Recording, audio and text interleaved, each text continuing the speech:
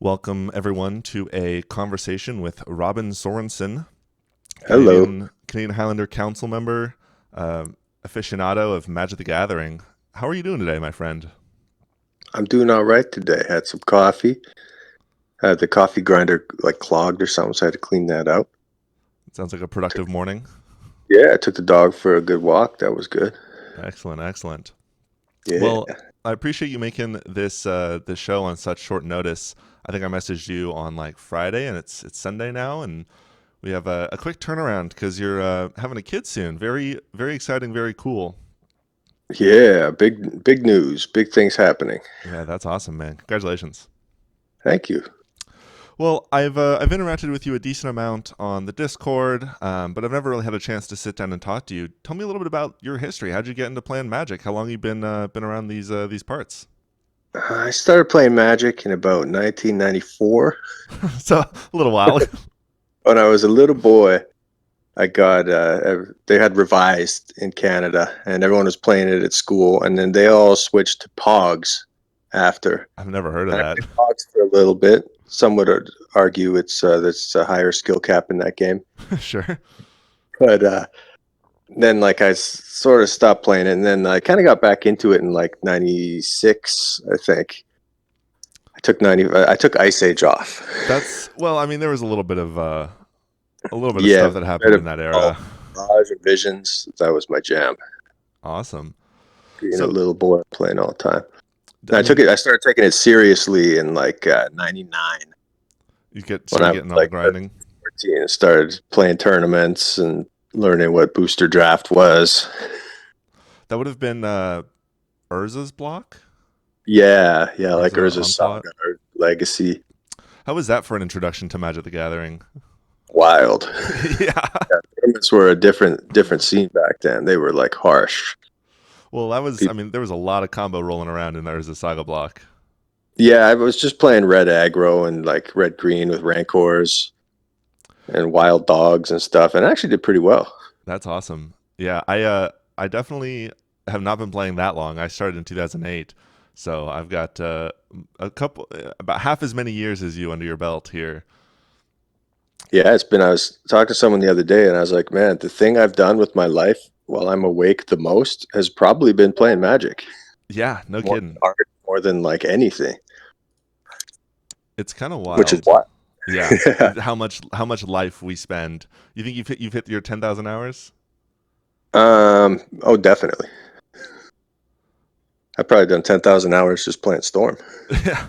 Well, I was going to ask you about that. So you started on red green aggro. Was that kind of what stuck with you for a while, or did you very quickly find that storming was your thing to do? I got into, well, Red Green Aggro was like 1999, playing Magic, so Storm didn't come out for another few years. Now I got into Blue pretty heavy. Yeah, I was going to say, I think there were Okay. Time Spiral, Tolarian Academy decks at that period of time. Yeah, for a little bit. Yeah, they banned that pretty fast. Yeah, But there's true, true. Time Spiral decks. Yeah, Tinker Yawgmoth's Jar. Will stuff. Yeah, Memory Jar got banned real fast too.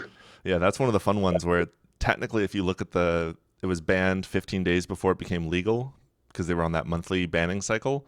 So they like Right. retroactively added it to like was it the March one or something like that on the 15th of March?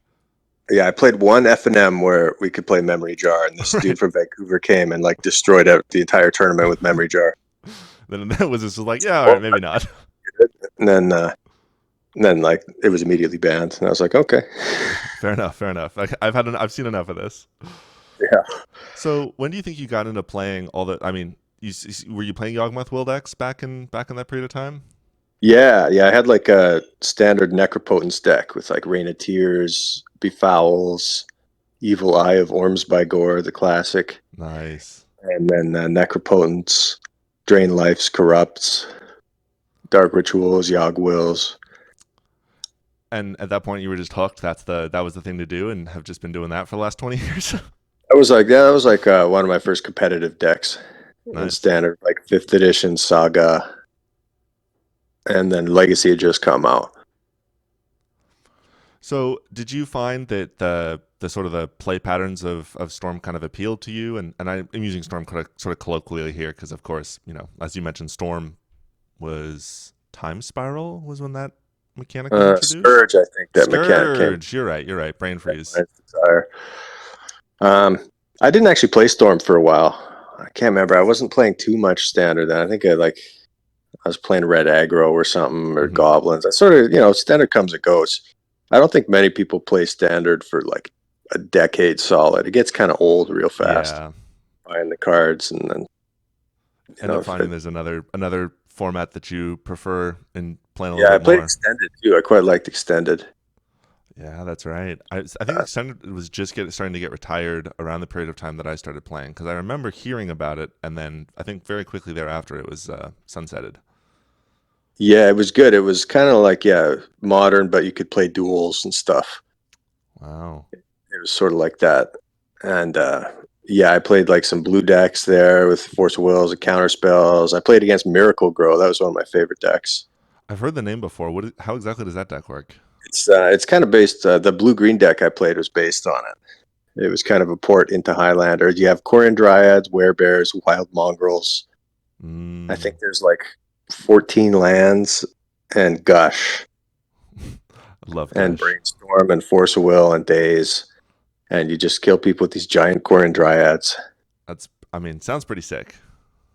Yeah, it wasn't bad. It was pretty good. sounds like you just named a bunch of very very good cards in a row. And Korean Dryad too. Exactly. I mean, you just gotta. At some point, when you're resolving gushes and force of wills and dazes, like the win part of the deck isn't that important. Yeah, exactly right. It's just Werebear or whatever. Easy, no I like problem. the replenish Pandemonium Sapperling Burst combo too. That was Ooh. a good one. So you got involved in Canadian Highlander. I mean, are you like OG? You started playing at the very very beginning. Yeah, I kind of made it as it is.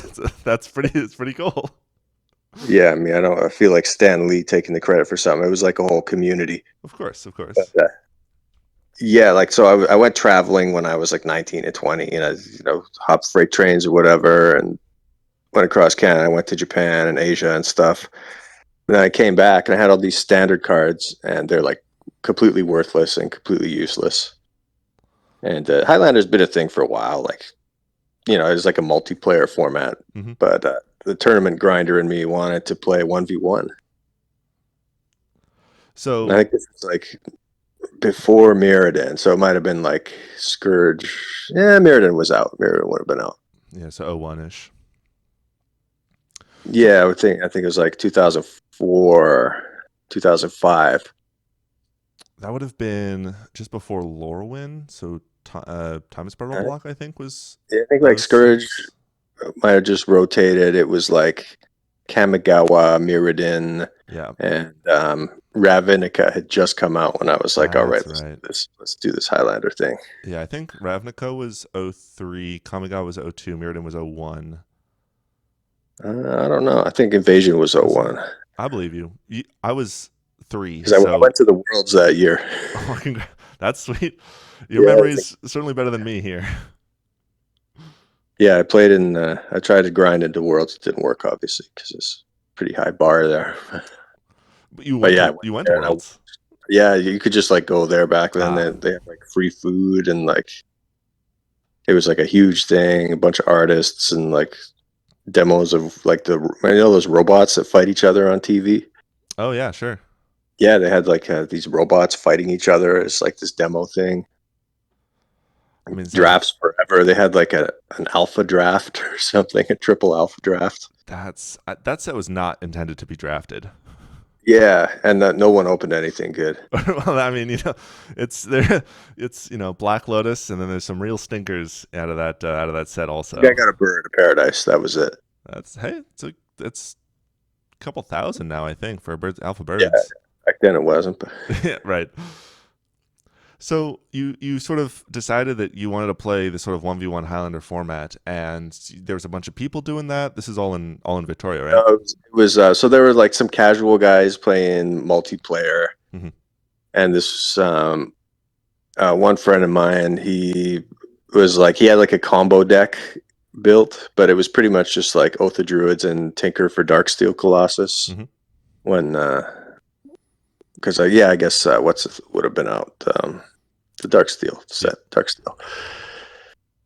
And yeah, he was kind of like beating everyone up, and I was like, we gotta play 1v1 because I had that, got that dog in me. I got that Right, of course. dog, and so I built my first deck was blue black, and it was based on a standard deck called Blue Skies. So it had like Rishadan airships, Thwart Days, Force of Will, Demonic Tutor. We didn't have power back then. I got some power. I traded like Loxodon and Hierarchs and Nebonite Rouse discs for an Ancestor Recall. So, good trade. Good trade. Yeah, the Hierarch was pretty good back then. I mean, it's a lot less good now. Yeah, it's kind of been power crapped, but it was like a $20-$30 card or something back then. Was it originally 60 card or 100 card? 100 card. And there were like no restrictions or anything because we didn't have money for the Power 9. So it was just like, if someone had some, it'd be like, whoa, yeah. Seems pretty good. We're gonna, if you've got the cards, you can play with them. And this is well before proxies were really broadly adopted. Yeah, you didn't need them. It was like, yeah, we weren't going to play with proxies. It was like wild if someone had it. We'd be like stoked to play against a Mox Sapphire. I still kind of feel that way. Like if whenever somebody like casts a recall or a Mox, and it's either a really nice proxy or it's a real one, I'm always like, whoa, is that real? Because there's kind of this aura around those cards. Yeah, I like them. There's something about the tournaments with no proxies allowed in them that's like, okay, like what's really going down? You see lots of Soul Rings and True Name Nemesises. Right. Yeah, I think that's definitely changed when it's like, oh shit, someone just played a Black Lotus. Right. Yeah, I remember. I think the only time we've met was at MXP Tacoma 2 years ago, and I think you brought Lotus Breach, and I remember just standing watching one of the games, and you cast Black Lotus, and I was like, oh shit, that's a real Lotus. That's pretty sweet. Yeah, I bought it for $400. It's a good price. Yeah, I could have spent like $800 on the Alpha one. And you're just like, I feel like we're talking about house prices. Right, exactly. So you've basically been playing Canadian Highlander for 2 decades at this point. What's some of the biggest things you've seen change over the last 20 years? Well, we got more players. Like I was the one at tournaments being like, try this weird thing out, and I'd build a few decks, and then people would be like, oh, that's cool. I want to build like the Rock. Right. And it's like, yeah, you could build the Rock, and then we'd figure it out. I'd give people cards. I built like red green for them.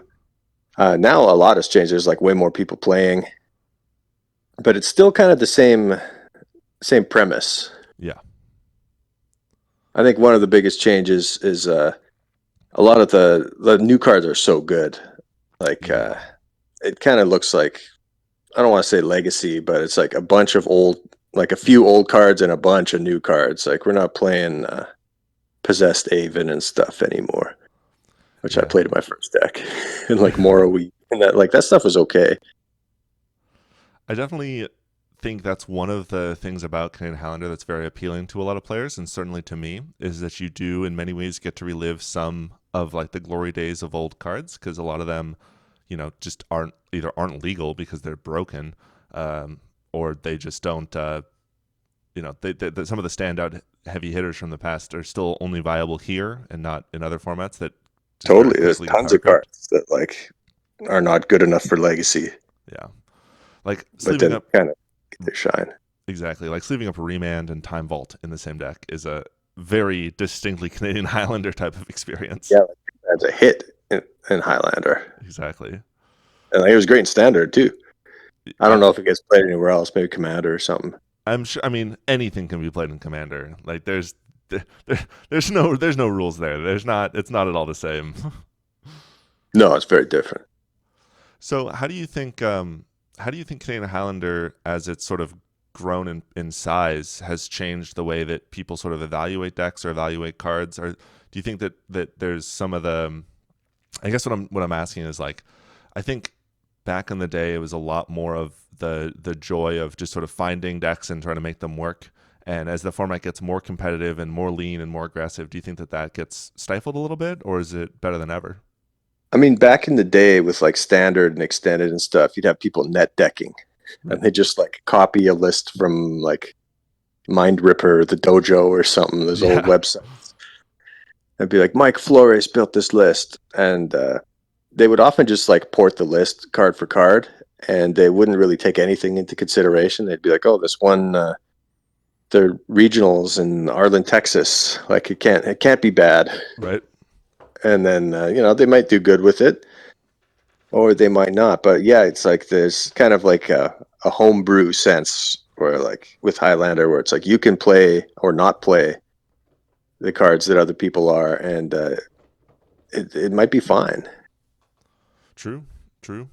Yeah, it's like no one can really tell you that card A is bad. They do, but you can just ignore them. I mean, if you go win a tournament with it, it clearly wasn't that bad. Exactly. Yeah, Allison, who won a Highlander championship at Yellow Jacket, she played Black Green Rock, and she didn't include Deathrite Shaman, Whoa. which is like probably one of the first 5 cards I would play. Yeah, that's And everything was like it doesn't do like enough things that I want it to do. which is crazy because it does like a lot of things, like quite a few of them. I think it, like one of the first cards you put in a Black Green deck. But she was right. She won the year end. She knew what she was doing. Yeah, results. You always have that. If it's always like the doubters, the haters, it's like, well, put your money where your mouth is and prove it. Exactly. Yeah. So, Yeah. You can show people up with these cards that are kind of bad. do you have any fond memories of sleeving up something that the haters said you couldn't do, and then just trouncing an event with it? Oh, the entire format has been that for me. That's why I Just love it so much. Like I remember I played with, and like some of the cards become canon eventually. I was playing with like Vendilion Click and Canlander Archmage Mhm. and Stifle and stuff, and people are like these cards are garbage. Like, what are you doing playing with these? Then it doesn't last very long. All And of a then they sudden, die it's to it, and you're like, well, told you. yeah, that click card's pretty good, eh? Yeah, Vendilion Click. I have a very soft spot for sort of the 2010 to 2014 era of like modern and standard to some extent, but mostly modern, and Click and Snapcaster, Liliana the Veil, all those types of cards are cards that I'm like very fond to see, enjoy seeing, and I'm glad to see many of them finding homes in Canadian Highlander because they don't fit Yeah, other places. yeah. I was playing fairies at like I guess it was extended. It was the end right before modern came out, and yeah, like the Spellstutter Sprite, Vendilion Click, Oh yeah, Vidalcan Shackles, Glenalundras. I played like a Simic Sky Swallower just because I could. that's sweet.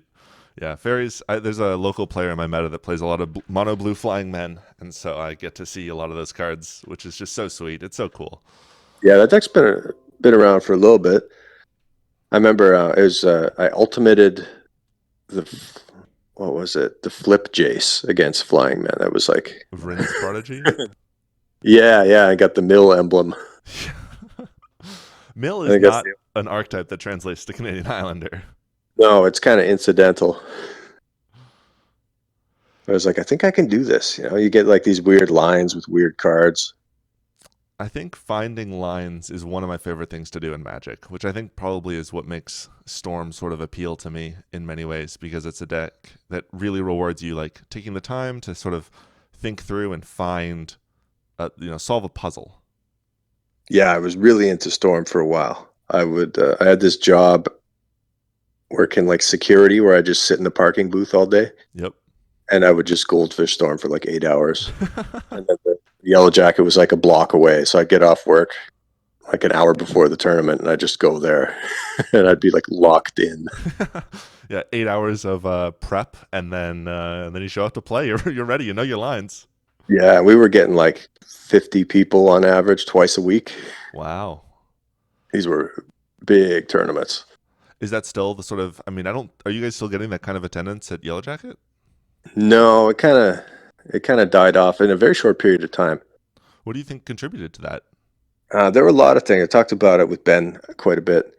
We sort of changed the format before it was like the top 8 would make it to the year end. Then we changed it so it was 16 people. Mm-hmm. And so each month, the last tournament of the month would have like a qualifier. And then we would have the person with the most wins, the person with the most Monday night wins, the person with most Thursday night wins, and then the last year's champion. would be invited, and maybe something with that. But I think it was kind of like a burnout. Like the tournaments were so intense twice a week, Yeah, it's a lot of and then magic. the year ends, and it's like, okay, it's over. And then it's like, boom, right back to it. Yeah, Like you don't. There's like no week off or anything. yeah, I think that's an interesting component. I think when Portland introduced its second weekly, attendance for that one was generally low. Like it was good the first couple weeks, and then it dropped down to below 8 players. I think most weeks, and I think attendance on the other one also took a hit because some of the players were now split between two, and Yeah, it gets split. That happened in Tacoma too. that makes Um, sense. yeah, they had like one Highlander tournament, had a lot of people, and then the next year it was like two spread up over 2 days, and they were both like 30-ish people, but the one before was like close to 60 something. Yeah, makes sense. Do you think that how do you think other formats impact people's involvement and attendance to Canadian Highlander? Um, I mean, it could maybe impact them for better. People will kind of play whatever Wizards is putting on the table. Like I played Sure. Prophecy Draft, and Right. like I played some stinker formats, but it was fun because you're with your buddies and you're going on trips and you're playing like Mercadian Masks block, which didn't have a lot of decks. Yeah, that was Lynn Civy, right? That was kind of the whole Yeah, masks yeah. thing. Tim was banned and Rishadan Port was banned, and the Oh Pro yeah. Tour wasn't. And there was like more Rishadan Ports than there were like mountains, forests, and swamps. Wow. I mean that card is good, but wow. Yeah, it was like not the best format. Lots of rebels and lots of blue decks with rising waters. Totally. Well, how do you But like we think played it anyway. Fun. yeah, that's I think I got to do a flashback draft at I think this was Grand Prix Seattle back when they still called it that. And so there was a bunch of you could show up and pay, $70 or whatever and do Shards of Alara Conflux, Alara Reborn draft and stuff like that. Oh, And that was pretty fun. It was pretty cool to sort of relive some of those older cards. I guess it's not that old at this point, but yeah, I like the idea of like Highlander from the old days kind of thing. Like I saw there was like 2018 Lander, yeah. and I was like, it'd be cool to do like 2010 or 2012. Yeah, there's a lot of Maybe cards.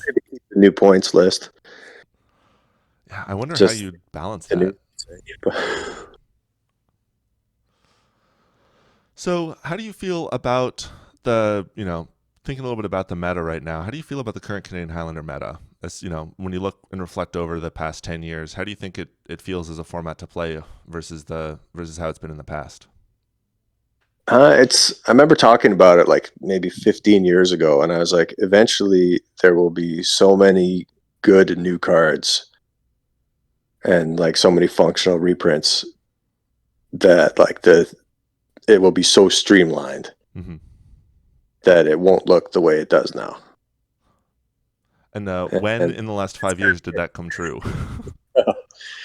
it could probably pinpoint it at what was that set with the adventures and Oko and Yeah, stuff. Throne of Eldraine. Yeah, that was a wild year. And of course, like Modern Masters or Horizons or whatever it's called. Yeah, Modern Masters was 2015. Oh, that's like a reprint set or something. Yeah, that was the reprint set, and then they did Modern Masters 2, 27, Modern Masters 17, and then, I don't know if they did Modern Masters 19, but yeah, I think 2018 was Throne of Eldraine and War of the Spark, and or maybe it was 2019 because then it led right into Ikoria with the pandemic, with companions, and all of those sets were just filled with ridiculous cards. And oh, maybe that was 2018 because then there was Theros Beyond Death, which of course gave us Breach and Oracle.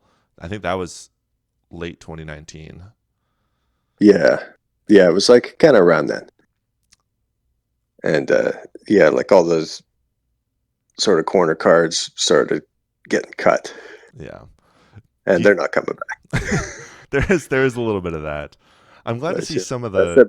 It's like there's always been a top dog and like for finishing cards, cards that mhm. kill the other person.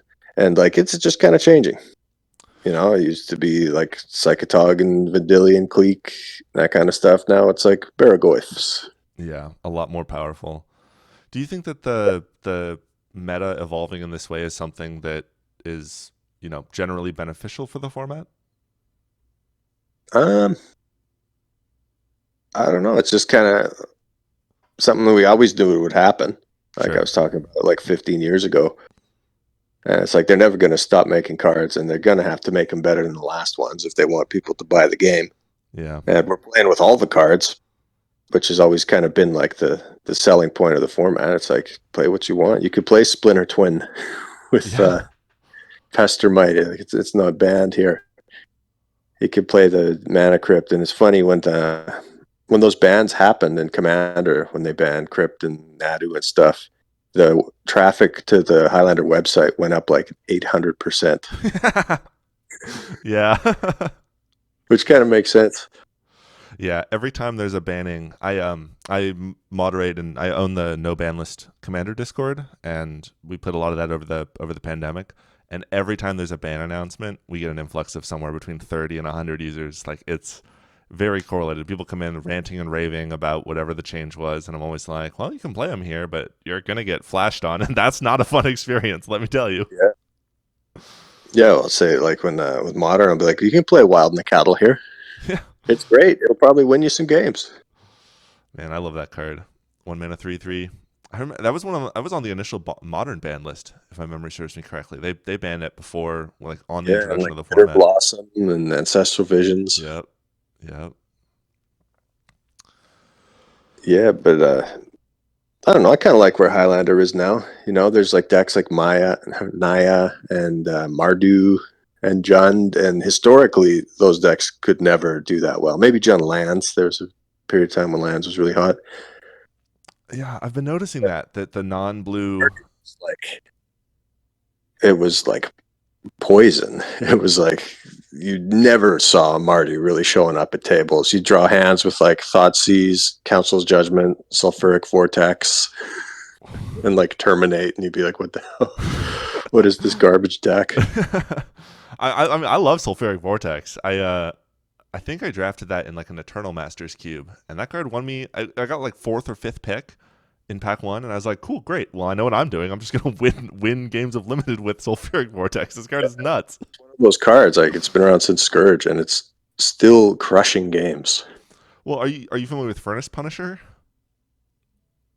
Furnace Pun. No, what's I that? think Furnace. I remember a player went. I think it was Land Crypt Furnace Punisher, and it's a three. It's two red. It's a 3/3 menace at the beginning of each player's upkeep. If that player controls two non-basic lands, they take 2 damage, or if they control a non-basic Oh, land, they yeah, take two yeah. damage, something like that. That's like a purple dude on the art or something. That sounds right. Yeah, that card just killed me. I was like, this is sulfuric vortex, like, but it's also a 3/3 menace. Like, I don't know what I'm supposed to do about this card. Yeah, recently I just put Stigma Lasher back into red. I don't know what that one does. It's a 2/2 elemental with Wither, and when it deals damage to a player, they can't gain life for the rest of the game. What's the brand new one that Screaming Nemesis? I think also Yeah, that has one's that good. line of text. Yeah, yeah. Except the Nemesis they don't want to block, and the Stigma Lasher they do. And like Stigma Oh Lasher's a yeah, bum card. Like it's always been a bum. But it's kind of like, well, if you lose it to the opponent gaining life, it solves that you can problem. play this bum card. Like Yeah. you might lose because they go faster than you, and then Stigma Lasher's looking pretty bad. I But think you might just win. yeah, I think that's one of the decks that I saw a lot of when I started playing Canadian Highlander. That's definitely I've seen a lot less of, and I don't know if that's because it's just not as strong or people just don't want to be playing it. But like mono red, just red deck wins, even medium red are just I think have seen a lot less play. Do you think that's because they're bad or just because people aren't working with them as much as they could be? It's one of those decks, like Incidental Lifelink really hurts that deck. Yeah, Just like throwing Lifelink on the Miracle guy, the Barrelgoyfs, Aragon, that kind of stuff is like really brutal. yeah. I mean, there's two miracles now that have lifelink, both the Triumph and Metamorph Fanatic. Triumph too. Yeah, And that stuff is brutal, but it's one of those decks where like I remember there was a while where I was playing blue green and a lot of people were playing Grixis Control with Cruel Ultimatum I love that card. in Victoria. And we were just trying to beat each other. We were really metagaming, playing, we were both on Glenelander Archmage, and like we were really trying to beat each other. And then Red came in and carved through that metagame. Yeah, I'm sure.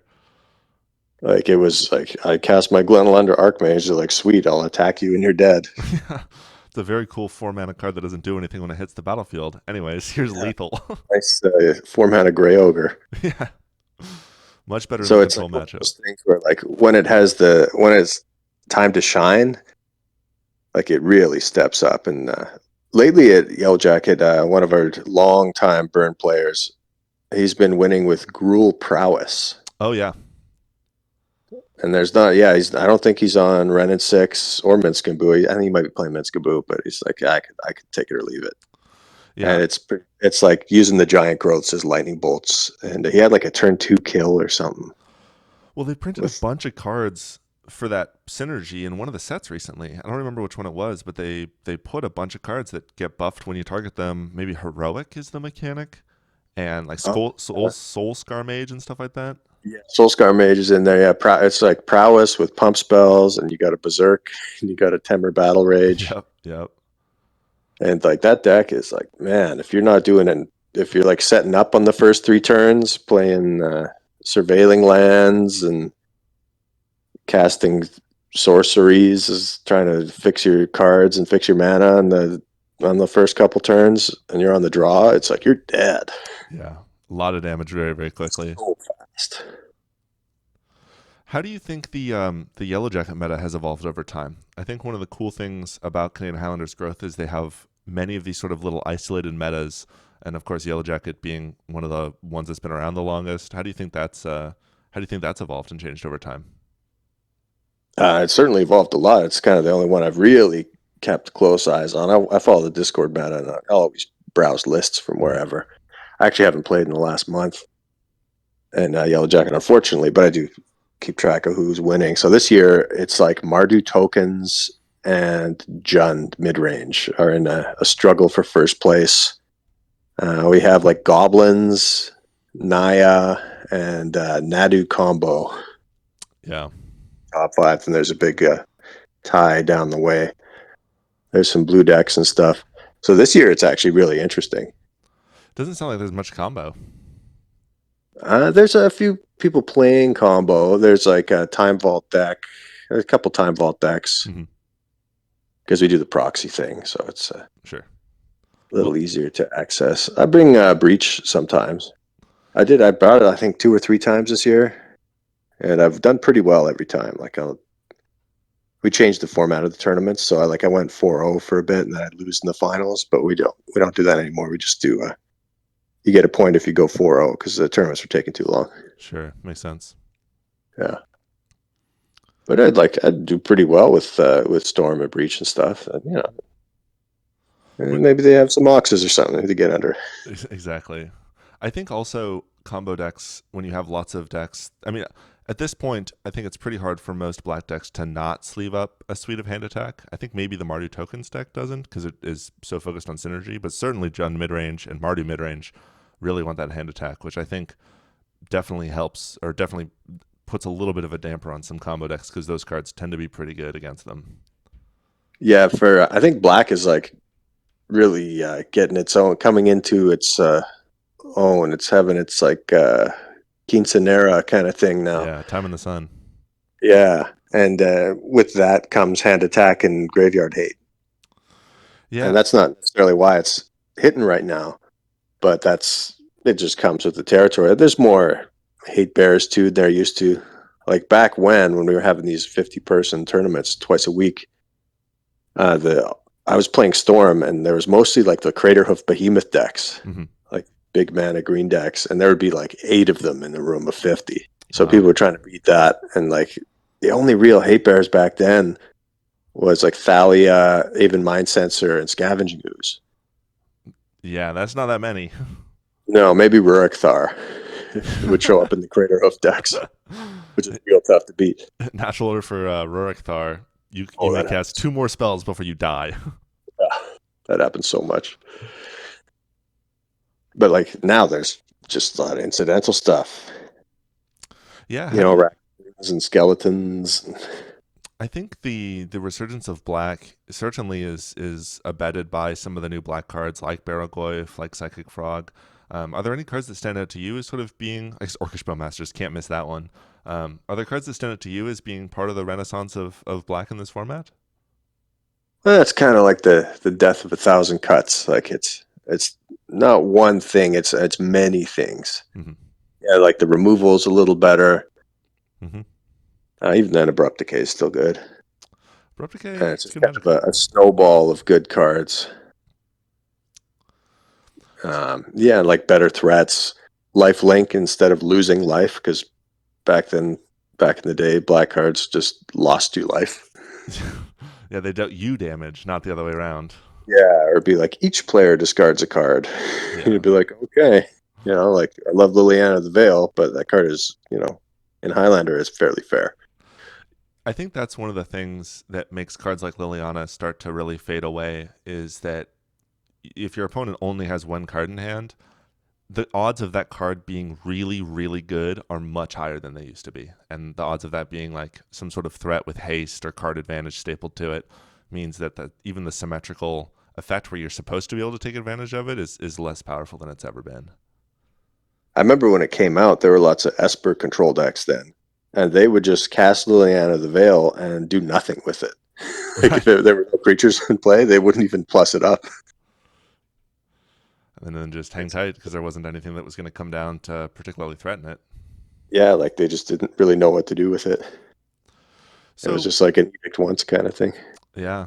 So one of the things that I wanted to dive in with you is sort of the some of the stuff related to the council. Obviously, you've been a council member the whole time. Have you been on the seat since the very beginning?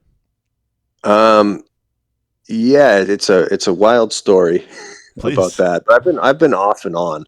Yeah. So like yeah, Highlander kind of started with it was on like MSN, and then it was on Yep. Vision forums. Then it was sort of on Facebook, and then now Discord. And I'm sure it'll be on something else eventually too.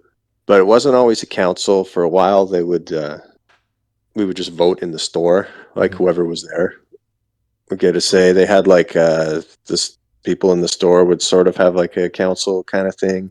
We didn't do points. We did bannings for a bit. Hmm. In the beginning, we actually looked at the German Lander page because I was just thinking of just playing that instead. And their ban list was really atrocious. It was like Ristic Tutor was banned, Dust Bowl, Crucible of Worlds. And I was like, well, I kind of want to play these cards. I'll tune this a little bit, make this a little bit more enjoyable for the style of play we're going for. Yeah, I just wanted to play with this stuff. Like I wanted to play Dust Bowl. Exactly. The ban list is better When was the council sort of like formally formed? now. It took a while, so we had like a few iterations of it. And then it had elections for a long time, and there was a thing like everyone should get a turn on the council. We had a bunch of like poli-sci students, and they would do like single transferable votes and like write charters and like kind of Wow. practice their trade. Yeah, it was intense. They'd be like, "Well, you have more votes, but as a result of the STV, and yeah, I'd move away for a little bit. I'd like people would just take turns on and off the council. Spencer, although has been on the council for a long time, like in many ways since its iteration. I think he took a break a little while ago, but I've been off and on. Yeah, pretty much as long as it's been going. Nice. Do you think that the way the council is now is sort of the best iteration of it?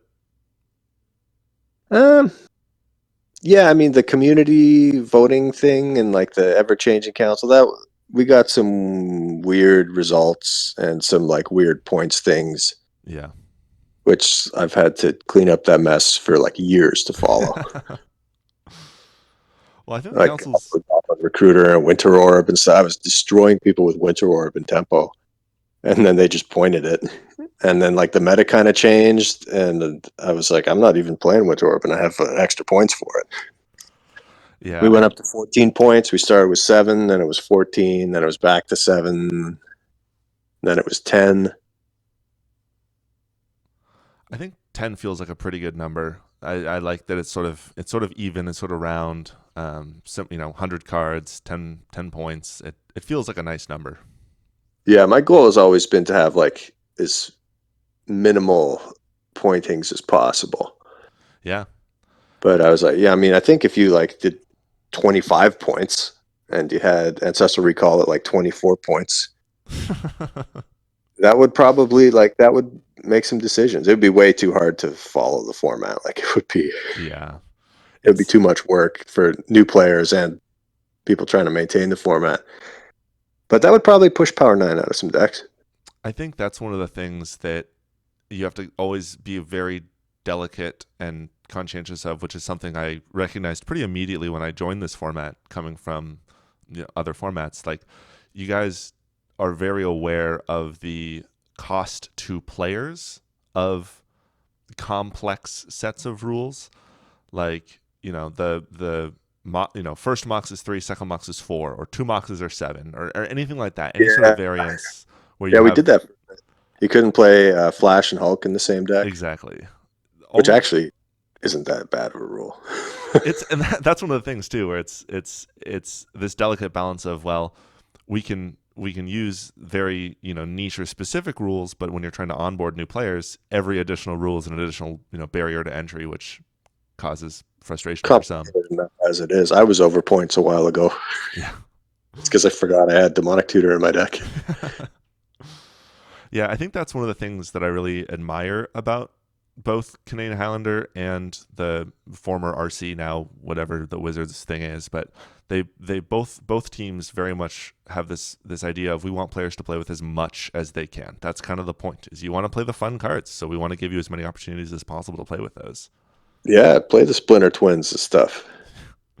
Man, I get a lot of people saying they've fixed the format or they solved it, they figured it out. I'm like, awesome, go do it.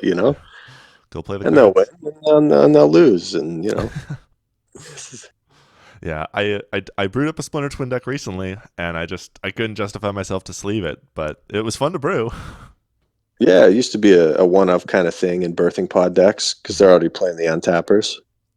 Birthing And I Pod, just yeah. throw a twin in there.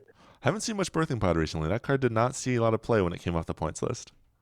No, no, it kind of faded into obscurity. There was a player, Pat, um, and he loved Birthing Pod. He made the finals of year end one year, and he was a master with that Birthing Pod deck. He could figure out lines like out of nowhere. Mm-hmm. I think, And I think he had the single Splinter Twin. I don't know if he left it in there, but yeah, or you end up playing Kijiki with some of the lines, depending on it was how the like deck. Felidar Guardians and Yeah. Resto Angels and that kind of stuff. Yeah, Felidar made those pod lines pretty clean, pretty quick. Just a 3 into 5, no problem.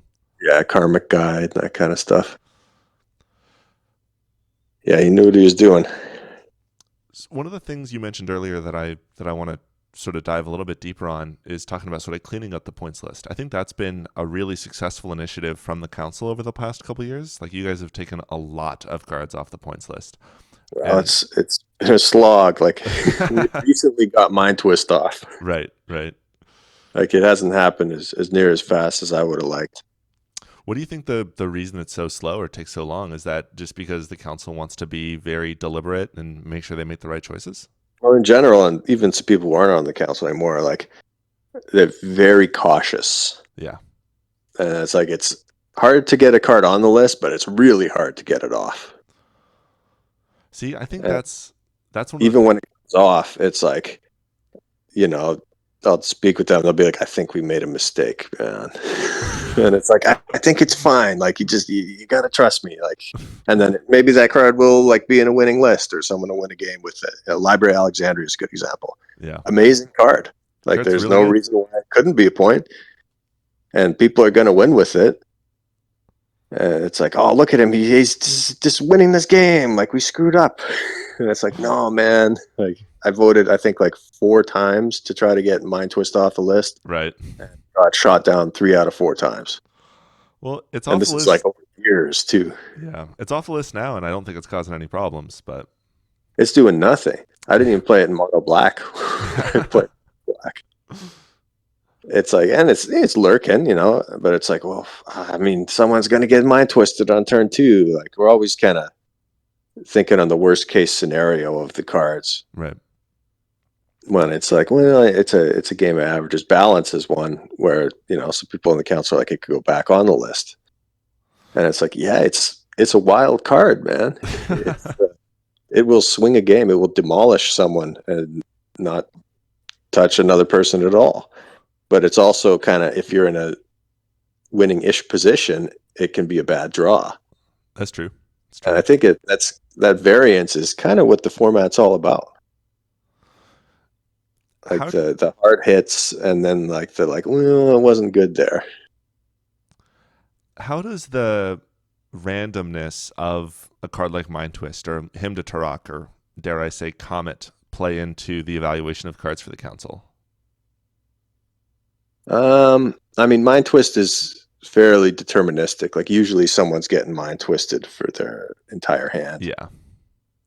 We haven't really brought up pointing him to Torak. For Comet, yeah, it's more just looking at averages Mm-hmm. kind of thing. And like we take the anecdotal evidence into account quite a bit. Like the year end, I guess it was the year before last, they had Jack and Sasha in the finals, and there's one game where Comet like demolishes, it like destroys the game, and then the next game it like brings back 2 fetch lands and dies. Right. It's like that was not worth 4 mana. Yeah. Yeah.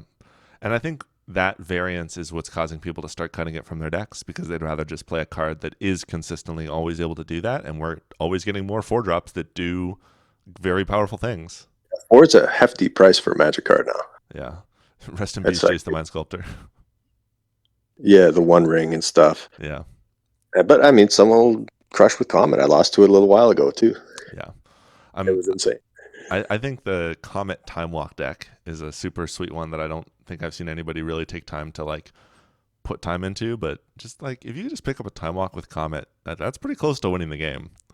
Yeah, get more Comets, I guess, unless you roll some bunk rolls. Right, exactly. You just roll one a couple times and you're like, Yeah, cool, got some and squirrels and Comet's an example of cards that people really wanted us to point when it came out, and I was just like, nope, I'm digging my heels in. Like I get it, I know what it does, I know what it doesn't do, and we're gonna ride this one out. sure.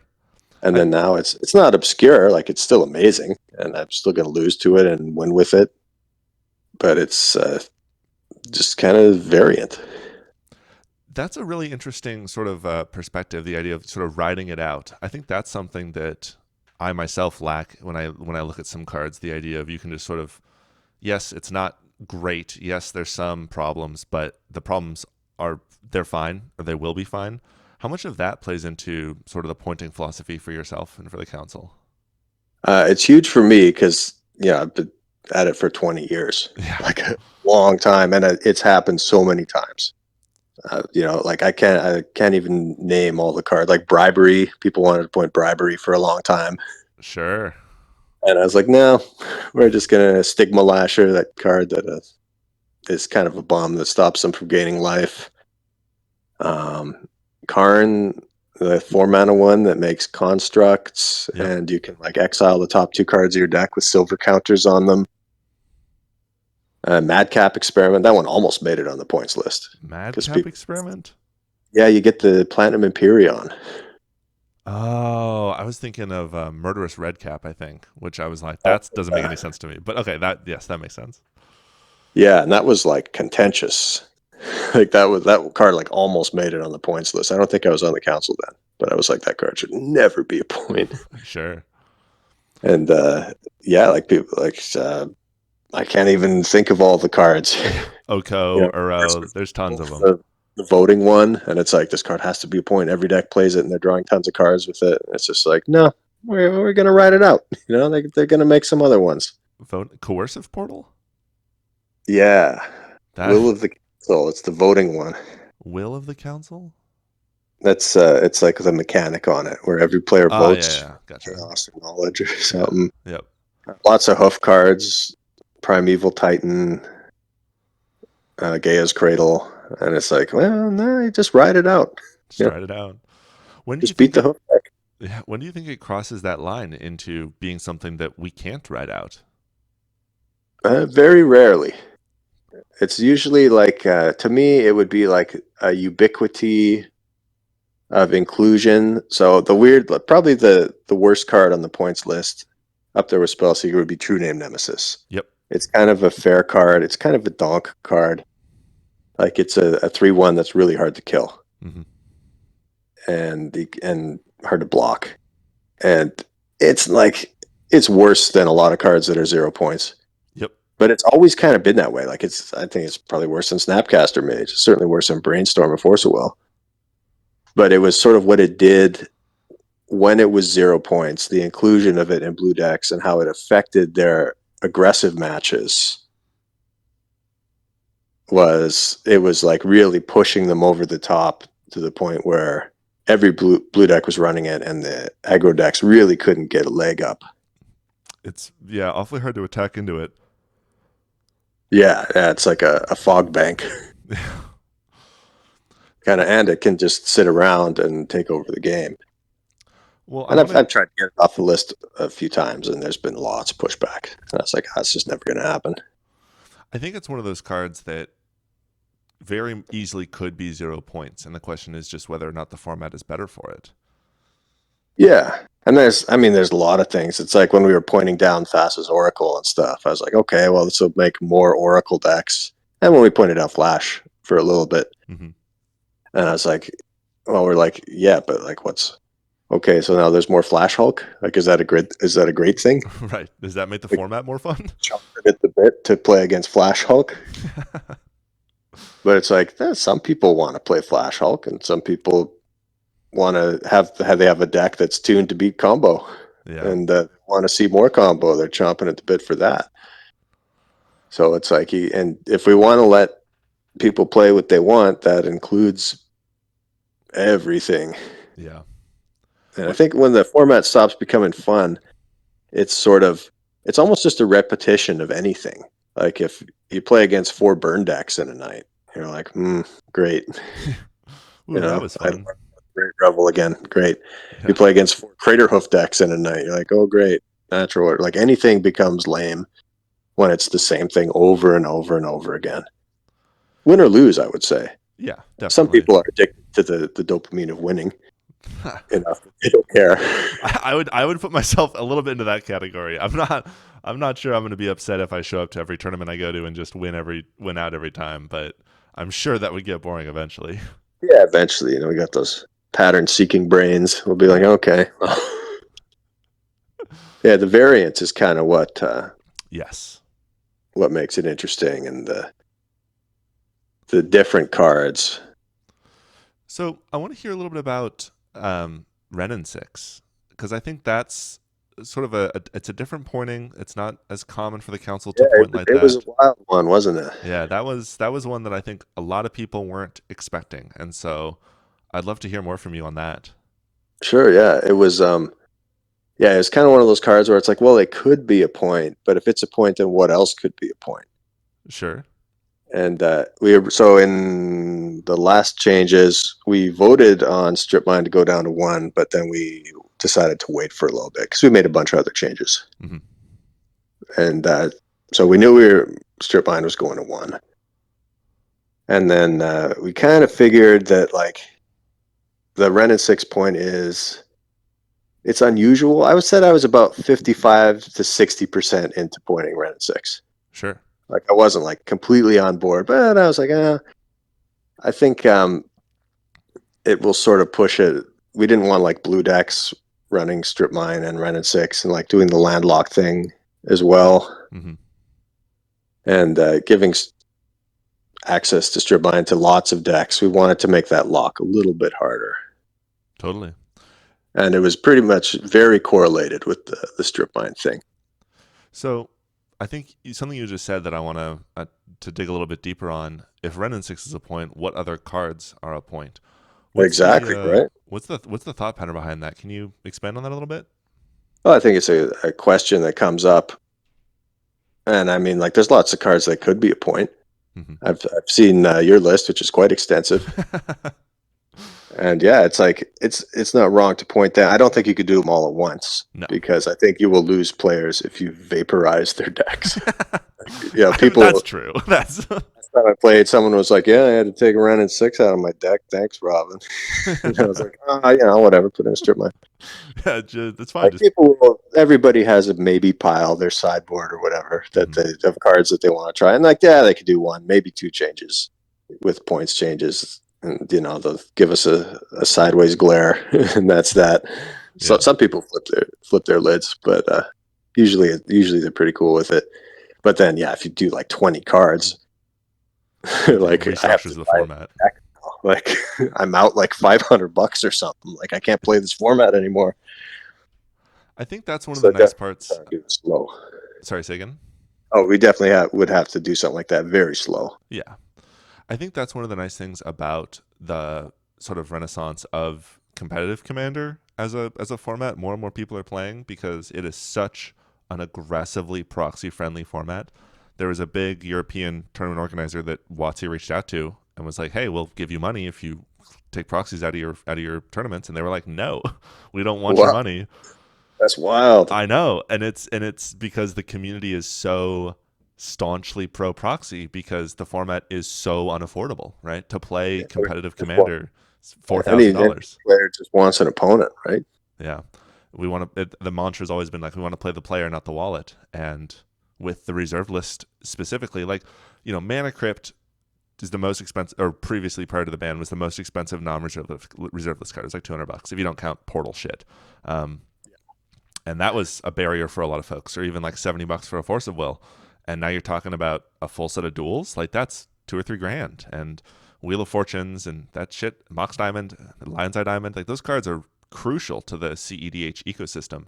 And Is that 40 life CEDH? yeah, 40 life. Okay. Yeah, and so it's a lot of combo. There's a lot of Underworld Breaches, a lot of Thassa's Oracles. Those are kind of the bread and A butter. lot of rancors, are there? Not very many. No, I don't think Sarah's Sanctum sees much play. Too bad. Yeah. But I think that's one of the things that has sort of helped spur a lot of other formats and a lot of game stores to start adopting or allowing proxies because WotC isn't cracking down on game stores, even WPN premium game stores, allowing proxies in their events as long as they're not sanctioned, which is I think spread to Canadian Highlander and I think is a broad positive because people like playing They with do. fun Although I cards. will say, I do enjoy the no proxy tournaments Oh, of just to see course, the innovation come out, sure. When which you is like, and all in all, yeah, we just want people to play with what they want to play with. But like, there's something weird that happens when there's yeah, no proxies. Like, people will shave a color from their decks. Like I said, lots of soul rings and true names. yep. There's no ancestral, or like someone will have a few cards, but not some other ones. And like, I wouldn't like it all the time, but once in a while, it's like, okay, like let's see what people really got. I think it's also just part of the allure of Magic is that cool feeling, which I think was the case in 1993 when the game came out, and is still the case now. Where if your opponent plays a real Black Lotus, you're like, "Whoa, that's a cool feeling." Yeah, yeah, I've definitely seen it in my opponents. I think Wizards should make more like official Wizards proxies, Yes, like because I say there's a difference between a proxy and a counterfeit card. I think they should make like a vintage holiday cube in a box and sell it for like $300 at Walmart or something. if they had done Magic All the Magic 30, Online art for duels and power, yeah, like all the new art and like different backs, so it's not a proxy. Like I would buy that. that's what I was saying when they first announced Magic 30 with like, it was going to be $1,000. I was like, that's a premium, but I would pay $1,000 right now for a full set of Wizards like IE/CE versions of cards. Like if they released M30 as just a full set of limited edition alpha with fake Magic backs for $1,000, I'd buy that.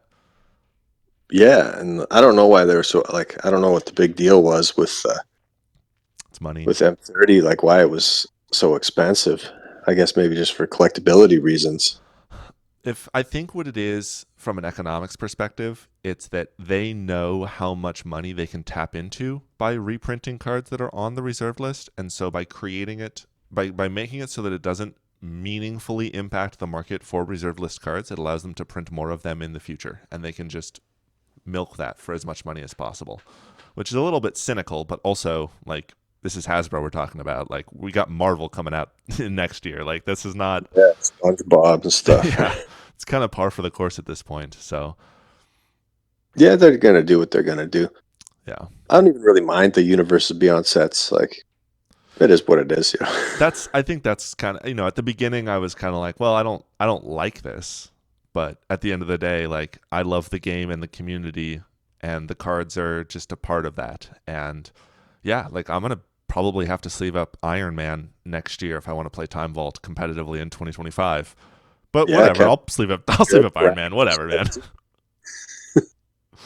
Makes Caracas all the better. Exactly. The amount of people, that's one of the fun things about talking to people who are primarily Commander players about Canadian Highlander, because you're like, oh yeah, you can play like Primeval Titan and Caracas, and they're like, oh, Caracas. Like the amount of people Yeah. who, yeah, that card is not a good card for Commander, but totally reasonable here, especially with the strength of legends these days. Yeah, well, being a legend used to be a drawback. Yeah, Now it's just like an extra thing on a card. I like how much the legend rules have changed, because I remember people playing 4 copies of the Jace Beleren, because if they played Jace Beleren, it would kill Jace the Mind Sculptor. Yeah, I used to play that. Or you could Phyrexian Metamorph the Thrun and kill it. Right, exactly. Yeah, different times. Better than the rule where if your opponent cast it, you couldn't. So it was a race to see. Yeah, you just die. Yeah. Yeah, that's how it used to be. Yeah, times change. Lost a pro tour or something. They had like the opponent had an Acroma out, and they had like 3 Acromas in their hand. Right. So one of the questions about the points list that I asked Spencer, and I want to get your thoughts on as well. There's some sort of like standards, as it were, some sort of baselines that exist on the points list. Like Moxen are 3 points, A plus B combos are 7 points. Are these sort of standards that feel sort of good, or where did that sort of come from, and how has that sort of evolved? They weren't. I mean, they weren't always like that. I think they just kind of ended up there. Sure. Lotus, I think, was set at 7. The reason why we switched to the 10-point system was pretty much just for Moxes. Interesting. Because with the 7 points, they were, what were they, 3 or something? Or the first one was 3, and then the other 2 were 2 after that. Sure. So you want to triple Mox as a spread, and yeah, it's like it's pretty clean. Yeah. Plus another one, but like Thassa's Oracle went down to 6. Flash was 5 for a little while. Yeah, like nothing's set in stone. True. Like it's all kind of moving, but I think like even Recall at 8. I think when we started the 10-point list, Recall was at like 4 or 5. Yeah. And then it slowly crept up to 8. Turns out drawing 3 cards for 1 mana, still good. Still a good thing to do, especially when the cards you draw are better. Yeah, if you're pointing cards, Recall's probably a good one to pick. Yeah. If you're picking cards, I was trying to play Sultai mid-range, and I had a Mox spread. And after a bit, I was just like, nah, it's just Recall. Yeah. Like even with the Treasure Cruise as the 10th point, you just want to be drawing cards with Ancestral Recall. Yeah, casting Recall 1 time, pretty good. Casting Recall a 2nd time, pretty game winning. What are some it's hard. Sorry, go ahead. It's hard to get better than Recall, and even if like you're just playing a bunch of kind of B tier cards off the back of the Recall, you can still kind of take control of that game. Yeah. You don't have to draw pointed cards for Recall to be good, and as the power of unpointed cards goes up, so does the power of Recall. Exactly. Yeah. Recall's still gonna, like, it just puts you in that position to win the game with whatever. Mm-hmm. Well, and maybe you don't draw Recall and you draw the A-list cards, and you can win off the back of just the power of them, like the Rent 6s, Minska Boov, and Psychic Frog. But if you throw in the Recall there too, then it's always making your land drops. You've got the interaction with like B-tier cards, even with like a Tarmogoyf. Yeah, that kind of stuff. It's always been a pretty game-winning strategy since Alpha. Yeah, I'm a little bit familiar with Alpha 40, and Recall's pretty good in that format. It's definitely a highly played card. I remember talking to my buddy a long time ago, and he was like, he used to play Magic. He doesn't anymore. And he was just like, how come recall isn't just 10? Like, why don't you just make it 10 points? I think it was when we were making it 7. And I was like, well, I mean, it's interesting to see what other one-pointers people will play. And he's like, yeah, but it's a recall. Right, Like, right. it was just 10. And I was like, what if it was just 10? It's an interesting idea. Yeah. I think one of the challenges facing the council, and I'm curious if you agree with this, is that as certain cards get progressively stronger, like Ancestral Recall, the ability for players to express their skill in the pointing choices that they make for their deck, I think goes down. Like Recall at 6 with 4 1-point cards involves many more decisions if there are a sufficient number of 1-point cards to choose between than Recall at 8 with the same number of 1-point cards. And so some part of me is a little bit, I don't want to say concerned, but conscientious of the fact that I think players having more choices with what to do with their other points is an interesting function of deck building. And I think that's something that, as the cards that Recall draws get better, push Recall closer to 10, which feels to me like not an ideal outcome because it makes the decision that you do with your points less interesting. Is that something that you guys think about or worry about? I mean, if recall was 6 and you had 4 other 1-point slots, recall's 8 and you have 2 1-point slots, essentially. I mean, you could play 2-point cards or Sure. whatever. I mean, I think it's fairly nominal. Like, at the end of the day, you're still playing recall. That's still the Yeah. meat and potatoes of the deck. That's the card you're trying to get, and that's the card that's winning you games. There's, you could put Treasure Cruise and maybe Dig Through Time to 2 as well to kind of offset that. I didn't even actually mind the spread of recall mocks. I didn't think that was that cracked. Like, if there was a loophole to allow recall mocks, I'd be like, okay, whatever. Yeah. That's fair. I think the decks that abuse Moxen generally tend to be decks that are different than the decks that abuse Recall. Because Yeah, usually not blue decks. yeah, exactly. Well, it's like the people who are like, yeah, Mox Sapphire to 2 because it's the worst Mox. 'Cause Yeah, not a lot of reasons to play that. Yeah, that's mostly just because of the other cards. I mean, I think you could. There's lots of things you could do, but yeah, I mean, you could just crank recall up to 10 points and point a bunch of silly cards at one point, or like decent good cards at one point, and see what happens. But it's probably right. I'd say this without practicing, but I think you can't go wrong with recall. Like, you can just play the meh cards that aren't a point. Yeah, I think Recall's still going to be good. Yeah, it's probably still always the best option. Although I am curious about Time Walk now at 6. Yes. What can those? So that, yeah, and this is kind of a discussion that maybe doesn't happen if recall is lower, because the answer is just always recall. It's like, okay, well, you could do Time Walk and then potentially 4 other slots. So I think by lowering the walk and having the recall up there, that kind of makes some questions that maybe have yet to be answered. I definitely agree with that. I have not seen as much Time Walk brewing as there. I mean, the Recall decks at this stage are really, really refined. The players have put in thousands of hours and thousands of reps in making their Recall decks super streamlined, and we have not seen that effort put in with Time Walk. And I'm curious what would happen if people did that. Yeah, yeah, and I say, like, in the past when it's like, okay, I think the format's balanced. It's time to make some controversial decisions now. It's time to lower these combo cards. Like, it's never gonna, it should always be changed in a little bit. It's like, okay, everything's good. Let's lower Flash and Time Vault and see what's up See now. what happens. Let's get Yogg Will off the list. Yeah, I think the Yogg-Will coming off the list was a really good move. I think that opened up a lot of cool. Easy to do, by the way. What's that? Not an easy thing to do. It took me a long time of bargaining to get that card. It was 2 points for a bit. It went from 1 to 2. Yeah, I think with Breach though, it kind of cemented, Lotus Breach as being such a phenomenal spread that it's hard to argue for Yogg spreads in the face of it. Yeah, I was trying to combine them. Mm-hmm.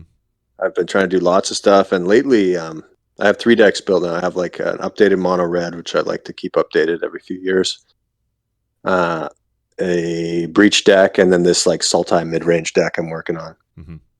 And it's like I'll play with the breach deck, and it's like maybe Storm is just better. Like enchantments are vulnerable. You can just lose Yeah. to Abrupt Decay or like Canker Bloom and Yeah. Besage, big one. Yeah, Beseju. The amount of times I'm like, I'm gonna go find the City of Solitude because at least it deals with Beseju. Yeah, City Solitude. Here's a trick for all you City Solitude players. If you cast Rhystic Tutor with City Solitude in play, the opponent cannot tap their lands for mana. I didn't know that. Yeah, it makes perfect sense, that's but won me games in the past. yeah, for sure. I'll just be expecting at bats any activated ability. So, do you think Lotus to 6 is inevitable then? If Storm's not doing too hot. Um, I don't know about Yeah, that. I know. Wishful thinking. Yeah, I'd probably play Intuition in it because Yeah. when Breach was 2, that was the point I was playing. That was real good. I'm still on Savine's rec. I Oh think it's yeah. good. I mean, You can Intune for it or just mill it from whatever. well, and you can use Lotus to flashback Savines to pick up Breach and Lotus, and Yeah, Savines is just a good card. but I mean, could go down to 6 eventually. I don't know. I haven't been playing Breach that much. I like it for big tournaments because you'll get a lot of people that haven't had a lot of experience against it. Mm-hmm. Like I played it in Tacoma 2 years in a row. I won the first year, and then the second year I made the finals. Then the tournament broke. Yep, I was there for that one. Yeah, yeah. The top. I knew it was going to happen. I was like, they're running it way too late. Yep, yep. It happened Venues closing. We finished in the lobby, but I guess the other half of the top 4 didn't finish. Yeah. And which is it's kind of anticlimactic. Like you want to win, even if you Yeah. got to play in the restaurant or whatever. Like you want to play it out. Yeah. That's something that keeps happening. I've gone to a couple weekly CDH tournaments, and the top 4 splits every time. And I'm like, guys, let's play the finals. They're like, I want to go home. I'm like, come on, where's your spirit? Come on, don't you want the glory? We were getting like the 40, 50 person tournaments twice a week. There was like some degenerate gambling going on. Like it'd be like your prizes, my prizes on the line. Let's go. Yeah. People Wow. would have like money matches of like weird decks. They'd be like, okay, blind keeps in the finals, plus wow. like, your prizes against my prizes. Like, jeez, winner takes all. yeah, Ben, great degen gambler. I believe that. Yeah, Jeremy White, awesome degen gambler. Yeah, like they just be down. One of the things you Let's make it interesting. Sorry, say again. I'd be like, let's make it interesting. One of the things you spoke a little about earlier that I wanted to dig a little bit deeper on was, when the format gets a little bit stable, make some changes to sort of shake it up. How do you feel about the current sort of cadence of the pointing decisions and the pointing announcements? I've been a pretty strong proponent, sometimes perhaps maybe too strong, about increasing the pace at which the council either makes announcements or moves cards on and off the list, or at least votes or evaluates them. How do you feel about the pacing for Canadian Highlander? I think we could always do stuff better as the council. Like we're pretty ragtag as it is. Sure. I think we could definitely do the communication better and definitely the announcements better, especially in the last one. That was like, what the hell, man? I was like, come on, like we had to get it moving, bro. Like, Yeah, you might not get back to me in a month. Like, come on, like we got to keep it up. Yeah, like it takes a while because like our data's slow, right? We'll get like a few 30-person tournaments a month maybe, and then there's like the FNMs or in the discords and the Monday tournaments at Yellow Jacket. And like I don't like to move on a card, and especially putting it on the list unless I'm really sure. Sure. And then oftentimes while I'm mulling it, I better it'll just get power creeped, especially the way things are going right now. Sure, that's fair. And then it's like, okay, well, yeah, like we can kind of ride it out, and I like to kind of treat it like the marathon, not a sprint. Mm-hmm. And like we were pretty fast to point Yogsville to 1, and I don't know. I mean, and then it went to 2 even faster, and then it took years for me to a couple of years for me to like slowly get it to 1, slowly get it to 0. Summoner's Pact was on there for a long Oh time. yeah. And it's like, man, once a card gets on that list, it is tough to get off. You have to convince people not only that is it like not good, but like that it sucks. Like, look how long Personal Tutor was on the list. I don't even remember. I don't think I even played when it was on the list. Yeah, I think it was like 2018 or something. It was Hmm. when people were playing the 2018 format, it was on the list. Wow. And like almost always GTA was 2 points for a long time. And I put it to 2 points. Like I was the Yep. one that got it there, but it was like, okay, maybe we can get it down to 1. Okay, maybe it can come off.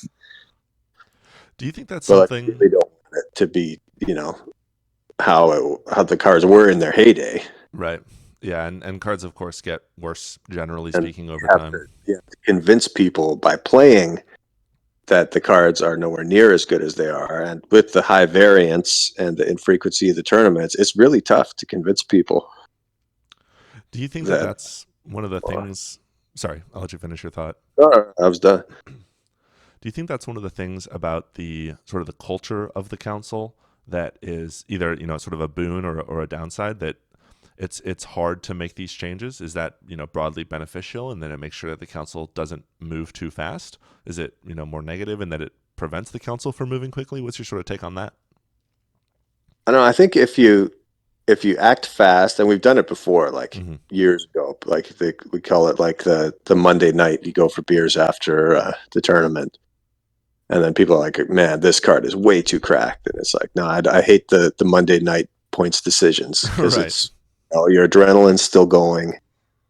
Emotions are high, Hmm.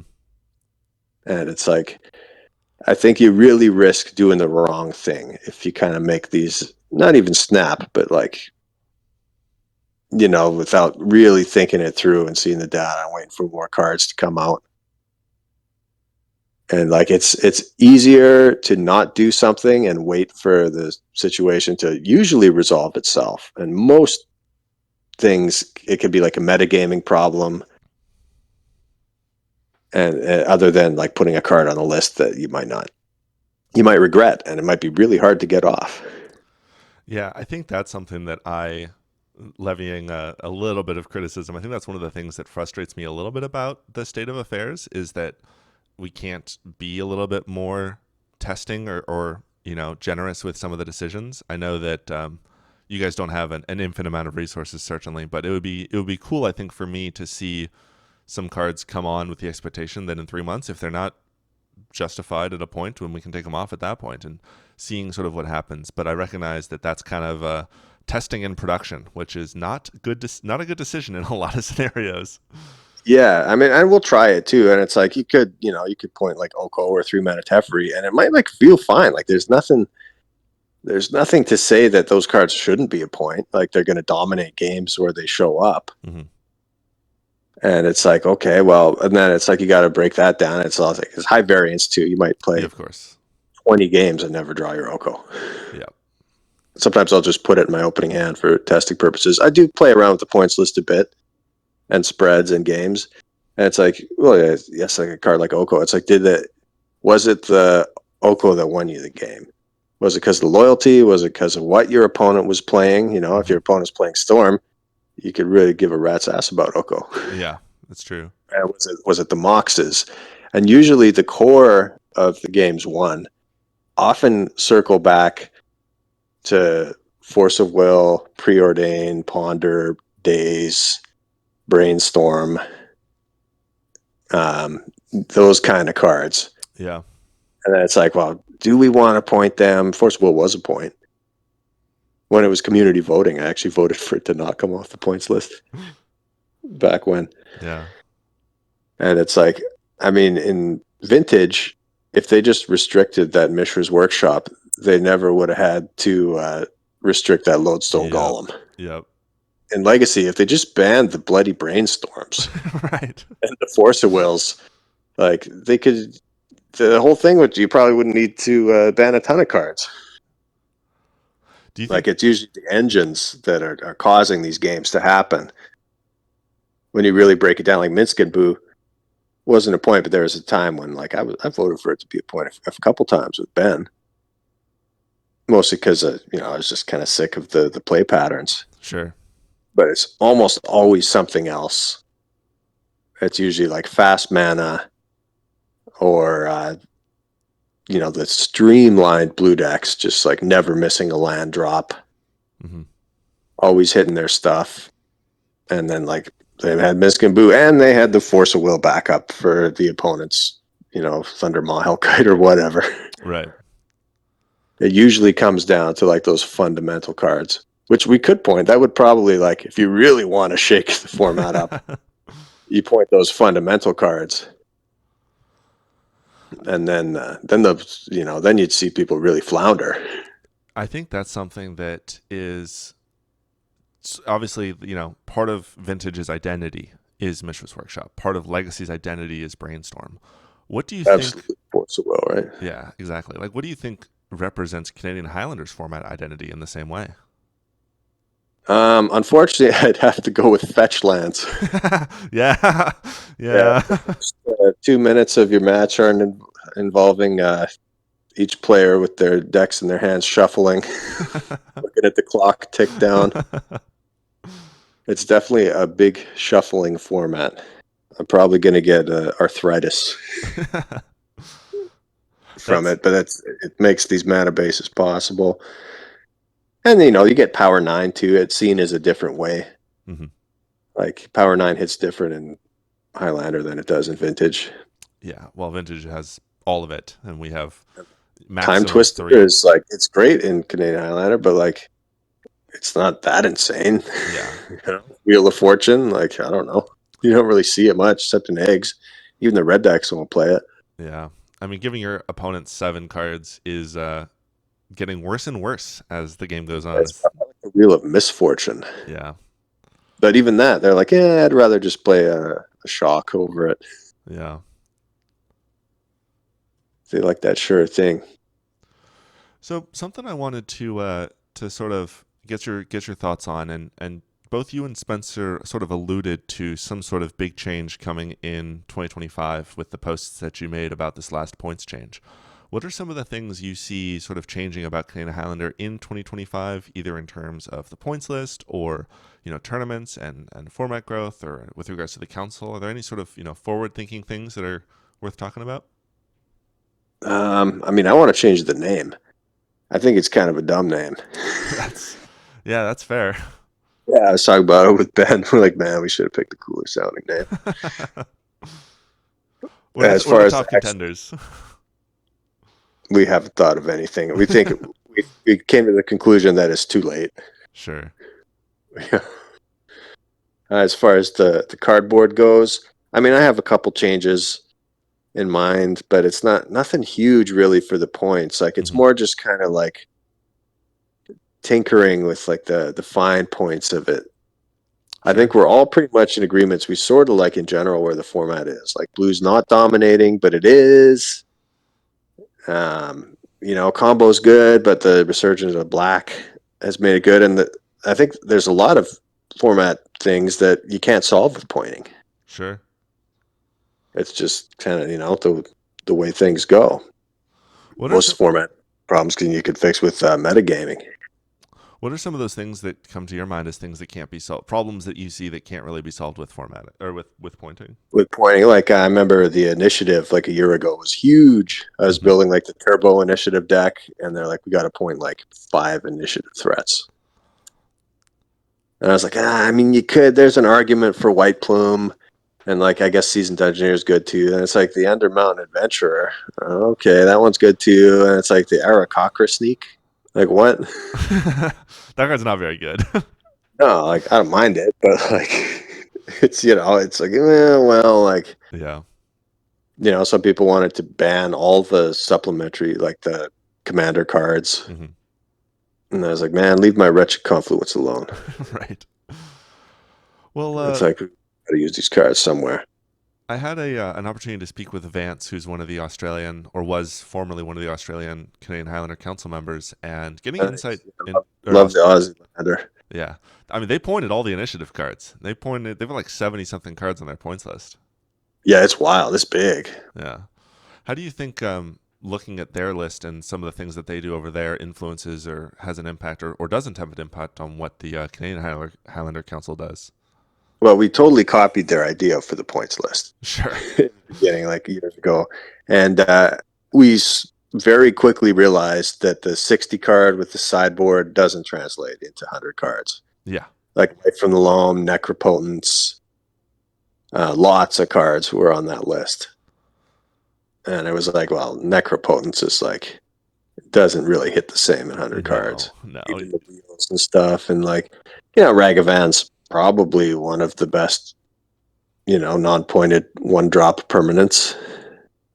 Like the best one-mana creatures, I guess. Mm-hmm. Could it be a point? I guess. I mean, I think the best part about it is making the treasures and giving you that extra mana. Yeah, for sure. Like Deathright's pretty good too. Dragon's Rage Channeler, the Tameo. Like there's kind of arguments for all of them.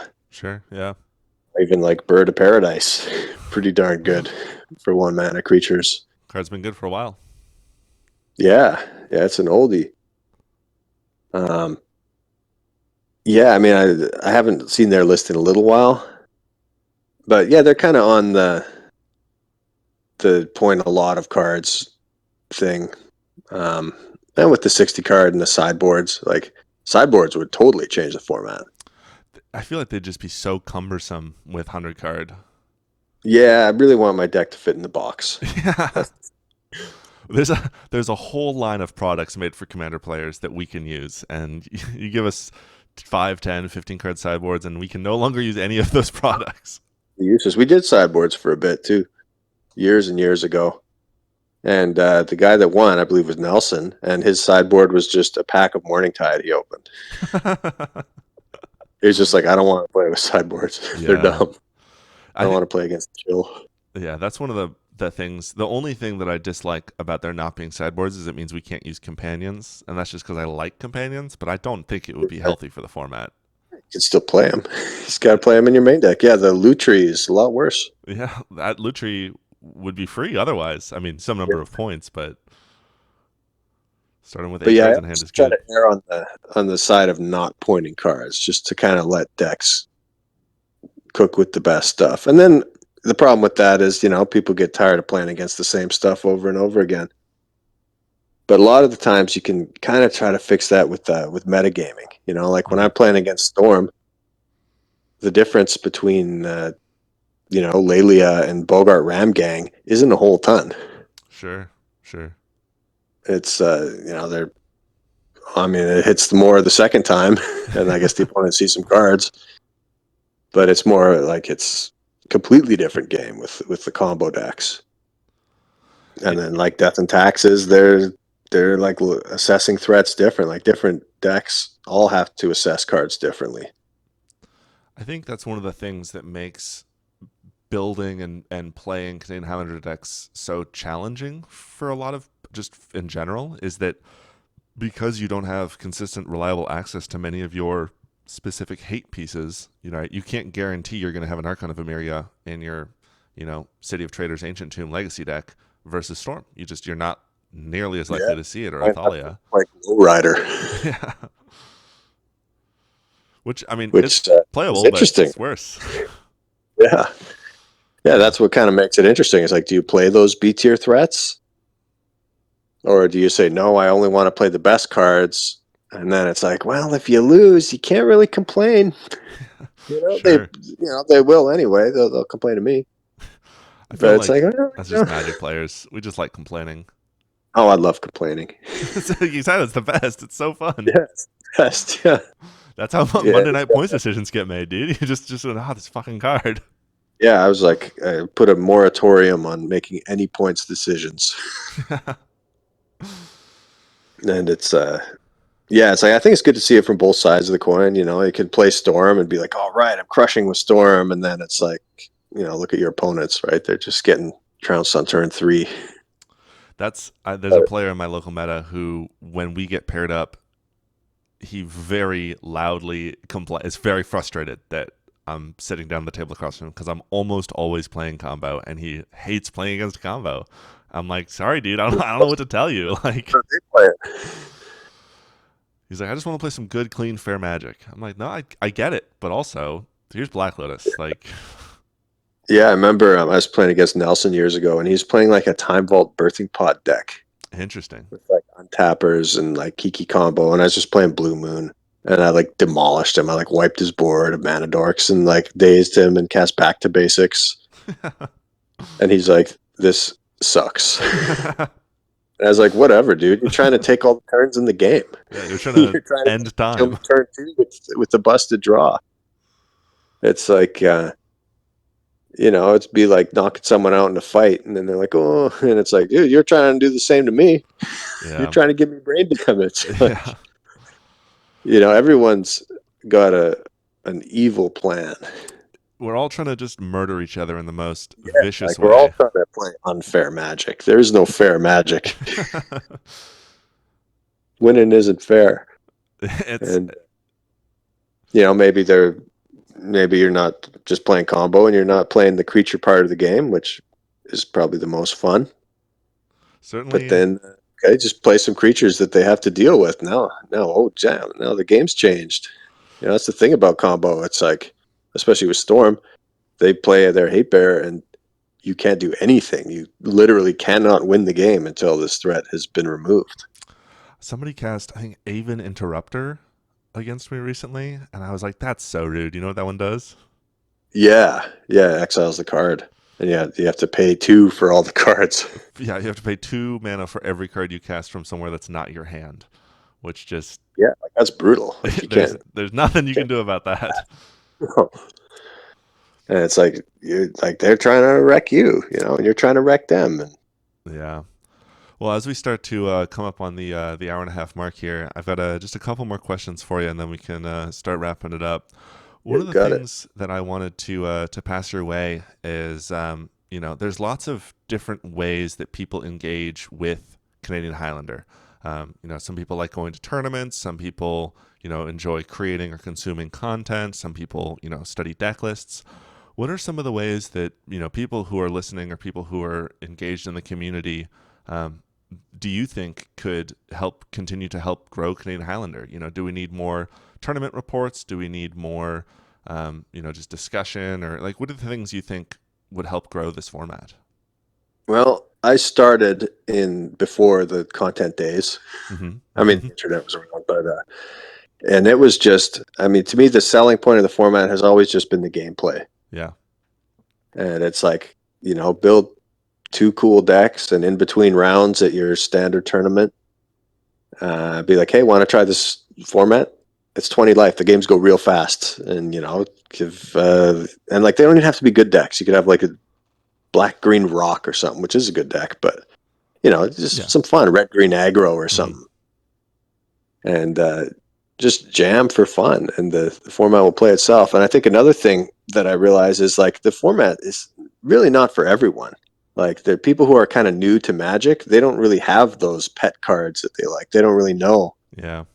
they like yet. It was kind of like when it sort of came to be, it was me coming back from playing Magic. I'd been already playing for 10 years by then Mm-hmm. when it started in like 2005, 2004. And I already had all that Providence and all those cards I liked and the Right. playing styles that I liked. So I was like, yeah, let's bring these back and let's like get into something new. So being a new player getting into it, it might not be their thing. They might need to play Pioneer and Modern for a little bit. And then it's kind of like, I wouldn't call it a retirees format, but it's sort of like, yeah, let's just have some fun. It's still competitive, but yeah, I'd like to get the format up to like pre-modern levels of interest. Sure. But pre-modern is very niche. It got the real boomers there playing their decks, and you don't have to worry about what new is coming out. It's pretty set in stone. Magic and Highlander, you do. You really have to be on top of it. Yeah, I think that's one of the things that I had to come to terms with was that I left Modern because of Modern Horizons. Like the rotating, the Modern always up until that point felt to me like a relatively stable format, and Modern Horizons made it feel like it was starting to rotate, similar to Standard. And I was like, dude, I don't want to buy a whole new Modern Horizons based deck.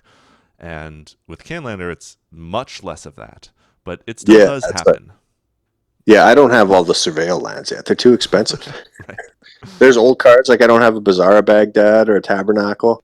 I could have got them when they were cheap, but I just didn't for whatever reason. Like I'm never going to own those cards. Yeah. I'm Yeah. lucky I have what I have. Yeah. When But the I remember when the surveillance dropped, I was like, my friend was like, you should just buy these. They're really good. So I bought, I think, a full set of, I bought 50 surveillance, 5 of each, all in foil for like $60. And now they're all wow, 10 or $12 a piece. Yeah. It was one of the better investments. I don't make a lot of Magic investments. I don't. the red white one's like $30 Is it here. really? Holy shit. That's Canadian, mind you. But Sure. yeah, they're expensive. Yeah. Like, I'm just like not getting them. Like I'll just wait to play red white. Yep. Yep. Or proxy, which is the one Yeah. benefit to that. Yeah. Some people like the content too. Hmm. The Canlander content. I like watching everything. I love Canlander content. Like I watch the paper fights sometimes, although I don't know. Ben's really good. He's kind of a cut above, so I feel bad for Serge. Yeah, Serge is kind of like the Joker in The Dark Knight, where Batman's beating him up and he's just laughing the whole time. Right. Right. But yeah, and like there's I can't think of the names of them, but I try to watch as much of it as possible because like the format's kind of my baby. Like Sure. Yeah. Absolutely. if I had to pick something that I've done in Magic that's significant, you know, I've like tried to grind Pro Tour and stuff, and I've gotten pretty far in the competitive career. But this has been kind of what I've had to give to the Magic world. So I love watching. I love people's takes, even when they're garbage takes. I love watching their content, their games, seeing the misplays, seeing their deck decisions, seeing winning lists that I'm like that deck has no business winning. But it's like I can see why they did it anyway. Yep. And they'll be like really geeked on some card that I'm like, oh man, I wouldn't even reviewed this in the set. I do think I should make more content personally. I think that's kind of where Ben's got it right. Well, I mean, I don't even know if he has a full-time job other than making content at this point. Although I'm not close friends with him or anything. Yeah, no, he's making content. Nice. That's his thing. He's running formats. Yeah. Yep. Yep. Well, do you have Which, any thoughts, any concerns or hopes looking forward into the future? Anything worth sort of reflecting on or thinking about as we come to the end of another year of Magic the Gathering? yeah, it's wild, eh? Yeah, I think it's especially Highlander. It's kind of a if you build it, they will come format. Like Hmm. the gameplay generally is so good, and the interactions are so good, and just when you think you're about to lose, you can come back. And I think you just see some interactions and just game states and styles of play that you don't catch in other formats at all. Totally. It's skill intensive. I think it's one of the most skill intensive format. It really benefits the specialists. Like, you know, there's a Yes. guy in Victoria, he only plays goblins. That's the only thing he's ever played. You sit down across from him and you know what he's on. I bet he's damn good at it.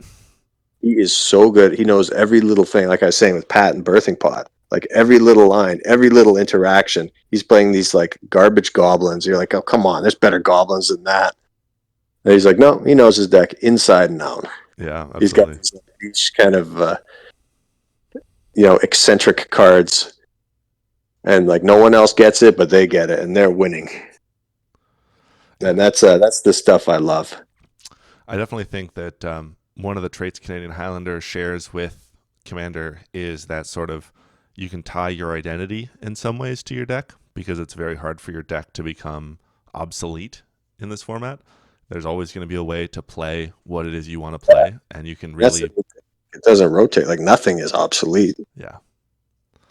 Well, some decks are Yeah, not. I mean, it's more of a struggle, but like every Yeah. deck is always getting new good cards. Like Black Green the Rock used to be a staple because it could beat up the red decks. Hmm. Now you probably need a third color in there at least. Yeah. Yeah. Like you definitely want that third color. Three color But decks are that's good. just another thing. Like it's. I think that happened in Extended when like the original Rockin' His Millions deck was the Phyrexian Plague Lord deck. Then Yep. eventually they ended up adding red in it as well Yep. for like Avalanche Riders or something. Destructive Flow. Right. Exactly.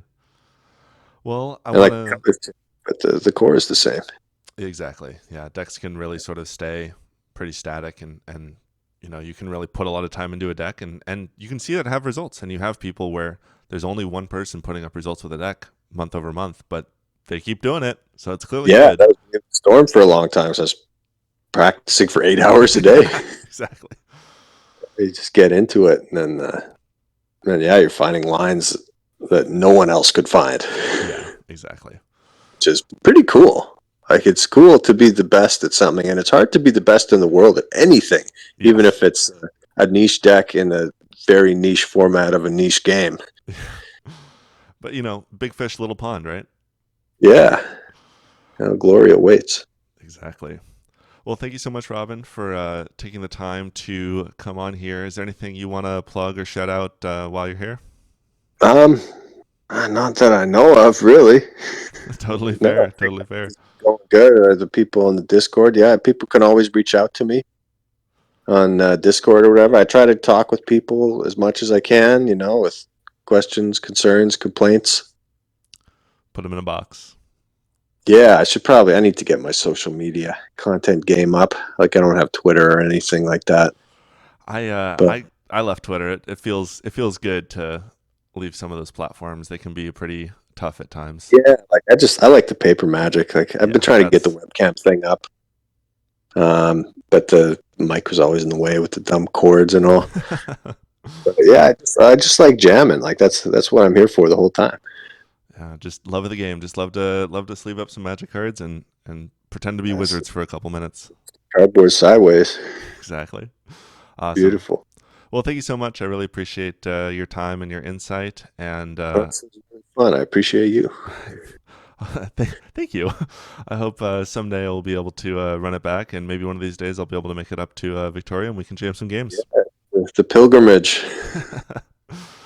Awesome. Well, everybody who stuck through and listened to this whole thing, thanks for listening to another episode of A Conversation With. And yeah, get in the comments. Let us know about your craziest hot takes and what cards should and shouldn't be pointed. And I'll be reading those comments. I always read the comments, for better or for worse. Exactly. There you go. That's all you need to do. You can get your content game up just replying to YouTube comments. That's like a whole industry unto Okay, itself. here we go now. Awesome. Thanks so much. All right, have a good one.